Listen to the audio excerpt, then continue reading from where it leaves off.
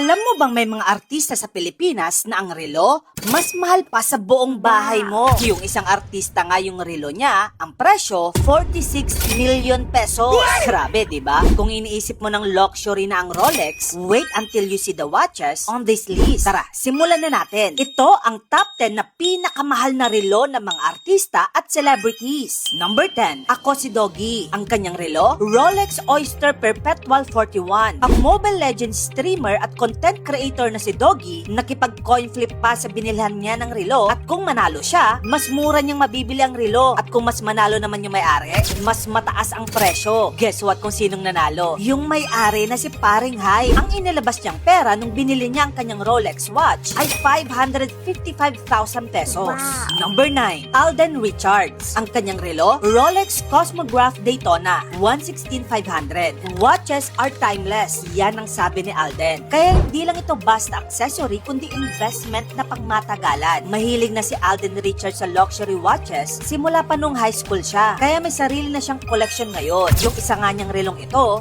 ay nagkakahalaga ng 1.5 million pesos. Wow. Number 8, Lincoln Velasquez aka Kong TV. Ang kanyang relo, Rolex GMT Master 2 YG Jubilee 2024. Sa kasal nila ni V. Cortez, niregaluhan siya ni V ng Rolex GMT Master 2 bilang simbolo ng kanilang journey together. Hindi lang ito basta-basta relo dahil ang presyo nito ay 1.6 million pesos. Wow. Number 7, Donnie Pangilinan. Ang kanyang relo, Patek Philippe Aquanaut. Hindi lang crush ng Gen Z itong si Donnie. Certified luxury watch collector din siya. Ang kanyang Patek Philippe Aquanaut ay kilala sa sports design at classic elegance. Bagay sa kanyang boy next door leading man image. Ang presyo nito, 3.1 million Wow. pesos. Number 6, Ding Dong Dantes. Ang kanyang relo, Rolex Sky Dweller. Ang relo niyang ito ay iniregalo ng kanyang may bahay na si Marian Rivera noong ikinasal sila noong 2024. Guess what kung magkano ito? 4.5 million pesos. Wow. Number 5, Heart Evangelista. Ang kanyang relo, Lady Arpels Ponde Amarujo Watch. Itinuturing na queen of luxury fashion itong si Heart Evangelista. Kaya hindi lang ito basta relo. Artist ito na may animated scene sa dial. Kasama ito sa collection niya ng Van Cleef & Arpels, Bulgari at Piaget watches. Ang presyo nito, 6.5 million pesos. Wow. Number 4, Alice Eduardo. Ang kanyang relo, Richard Mille RM07 My Fair Lady Rose Gold Diamonds. Ang itinuturing na construction queen of the Philippines na si Alice Eduardo, ang may-ari ng Santa Elena Construction and Development Corporation. Ang kumpanya nagpatayo ng malalaking kasino at mall sa bansa. Syempre, ang relo niya, swak sa kanyang billionaire status. Ang presyo nga ng kanyang Richard Mille na watch na ito,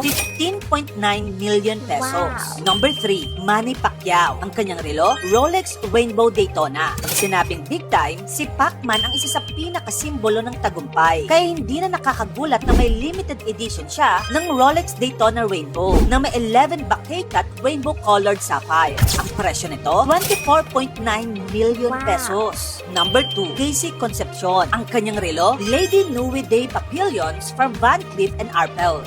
Yung relong ito ni Casey, mas mahal pa sa isang luxury car. Actually, pwede ka na makapagpatayo ng mansyon dito. Ang Lady Nuit Day Papillons ay fully encrusted with diamonds, kaya literal na kumikinang sa kamay ni Casey. Guess what kung magkano ito? Nako, kumapit ka. Dahil ang presyo nito ay 31 million pesos. Number 1, Sharon Cuneta. Ang kanyang relo, vintage 1950s Gerard Perregaux. Syempre kung bonggang anak, hindi magpapahuli ang ina. Ito ang pinakamahal sa ating listahan. Si megastar Sharon Cuneta, hindi lang basta luxury watch collector. Dahil yung mga relo niya na nasa collection niya, mga vintage. Alam naman natin na as the time goes by, mas tumataas ang value ng mga luxury watches. Isa na rito ang kanyang Gerard Perregaux na may diamonds at sapphire pa. Ang presyo nito, nako, makakabili ka na ng bahay sa exclusive subdivision sa Metro Manila. Magkano? 46 million pesos. Grabe, no? May relo pa lang kasing mahal ng isang mansyon. Kung ikaw ay may 46 million pesos, bibili ka rin ba ng relo? O mas pipiliin mo magpatayo na lang ng bahay? Tara,